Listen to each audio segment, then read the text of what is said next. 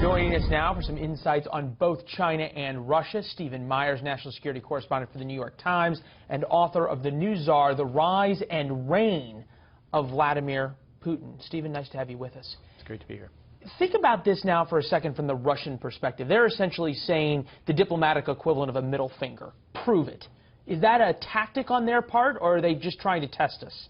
It's clearly a tactic, and they are going to stick with that position until some evidence shows otherwise. And even then, they might stick with it. Because, of course, in these kinds of situations, you deny that you're involved in this kind of activity. From the Cold War, admit nothing, deny everything, and make counter-accusations. Exactly right. And the Russians have been quite good at that in the past. The question, though, is, what proof does the American government have? What are your sources saying about that?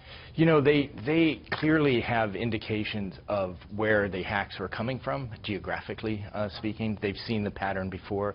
There's obviously stuff they know that we don't in the public, which is much more sophisticated analysis, possibly even sources inside Russia itself that allow them to make this accusation with such authority. We've heard so much about, whether or not it was the Russian government. One would think that in Vladimir Putin's Russia that is so tightly controlled, the hacking of a U.S. election and then the systematic dissemination of that information wouldn't happen without at least somebody pretty high up approving it. And that's what the United States government has said. And it's true that in Russia you have a very tightly controlled political system. But that is especially true with the security services. Putin himself was a former KGB. So this wasn't a couple of ex-KGB guys or now GRU guys going, we're going to see how this works and what happens. Freelancing, no way. This would have had to have been organized and controlled. And it ultimately at some point approved at the very highest levels. That doesn't necessarily mean that Putin himself ordered it, but clearly he would have been aware of it happening.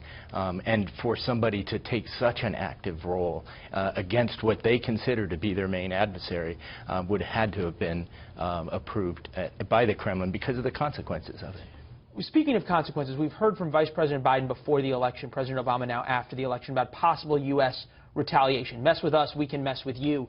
There was a great piece out recently in Slate which said, while the U.S. has the largest cyber rocks to throw in a cyber war, we also live in the glassiest of crystal houses when it comes to a cyber war. Did the Russians feel a level of impunity, if you will, because of that?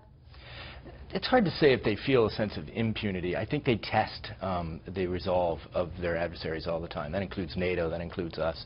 President Obama yesterday talked about the capabilities they do have, and I think they were willing to use them, and maybe they have already. There have been some suspicious leaks on the Russian side involving Ukraine and so forth already, and some have speculated maybe those are the initial signs that of the U.S. leaking material. Thinking about this from the Russian perspective, though, we didn't do anything in Crimea. We really haven't done anything in Ukraine, certainly didn't do anything on the Red Line in Syria.